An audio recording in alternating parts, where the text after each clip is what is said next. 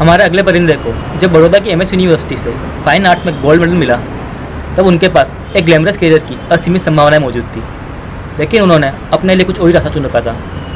आज वो अपनी कला के माध्यम से देश के किसानों के लिए काम कर रही हैं। तो चलते हैं श्वेता के पास और सुनते हैं उनकी कहानी। मेरे को सबसे ज़्यादा बचपन से ही आर्ट में इंटरेस्ट था, पर मेरे को स्कूल बिल्कुल पसंद नहीं थी। फिर आगे और पढ़ाई करी, लेकिन 12th में भी मैं 3 बार फेल हो गई मैथ्स में। फिर साथ ही साथ 12th की शुरुआत से ही समझ लो वैक्स में मैंने बहुत एक्सपेरिमेंट्स किए। बैचलर्स होने के बाद मास्टर्स के लिए मैंने बड़ौदा में अप्लाई किया, और फिर वहाँ जाने के बाद कुछ ऐसे लड़कियों से मुलाकात हुई जो कि चाइल्ड अब्यूज़ थी। तो मेरे भी खुद के अपने कुछ एक्सपीरियंसेस है बचपन के। तो मुझे एक वो जो पेन था वो मन तक कहीं तक पहुँच ही रहा था, और फिर वो मैंने धीरे धीरे ट्रांसलेट करना शुरू किया अपने स्कल्पचर्स में। फिर कहीं तो भी ऐसा लगा कि यार ये स्टिल नहीं होना चाहिए। फिर मैंने कुछ परफॉर्मेंसेस डिज़ाइन किए, और जब मैं वो परफॉर्मेंसेस करने लगी तब मुझे रियलाइज़ हुआ कि उसकी स्ट्रेंथ क्या है।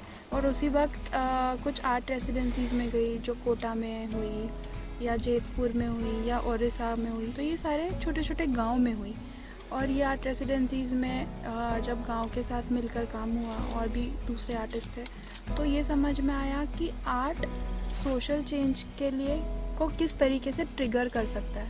यूँ फिर जब मैं वापस नागपुर आई, पारट सिंह आई, तो मेरे जितने भी ऑल ओवर वर्ल्ड में इंडिया में दोस्त थे, एक ओपन कॉल दिया कि ऐसी कुछ चीज़ें हैं जो गांव की है और इसके लिए काम करना है। फर्स्ट रेसिडेंसी हम लोगों ने यहाँ पर करी थी गांव में। तब हमने आर्टिस्ट के साथ दूसरे देशों से फार्मर्स को भी इनवाइट किया था।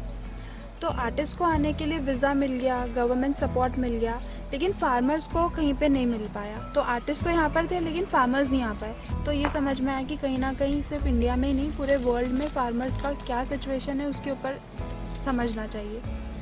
और उसी वक्त वैंकूवर बिनाले एक कनाडा की संस्था है जिन्होंने मुझे इनवाइट किया था, और उस बिनाले की थीम थी आई हैव अ ड्रीम।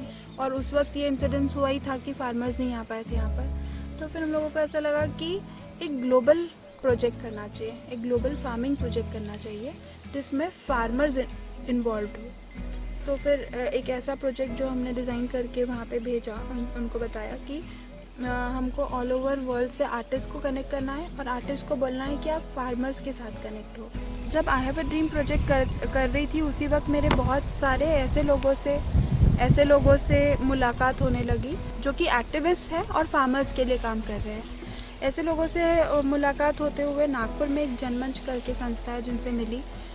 तो फिर मैंने प्रोजेक्ट फेथ करके एक परफॉर्मेंस एक्सप्रेशन शुरू किया। तभी COP21 हो रहा था, क्लाइमेट चेंज कॉन्फ्रेंस, जो कि पेरिस में हो रही थी, और उसमें बहुत सारे एक्टिविस्ट और आर्ट संस्थाओं ने पार्टिसिपेट किया था। मैं आर्टिस्ट ललित विकमशी, जो कि ग्राम आर्ट प्रोजेक्ट या I have a dream project, ये सारे प्रोजेक्ट्स में हम लोग साथ में ही काम करते हैं। हम दोनों वहाँ पर गए और एक परफॉर्मेंस किया। ये सारे काम करते करते मुझे ये रियलाइज़ हुआ कि अगर हमने प्रॉब्लम को चेंज कर दिया मतलब उसके तरफ देखने का स्वरूप ही चेंज कर दिया, और सॉल्यूशंस जो हम सोचते हैं, अगर उसके तरफ देखने का भी नज़रिया चेंज कर दिया और एक अलग नज़र से उसको देखा, तो क्या हो सकता है।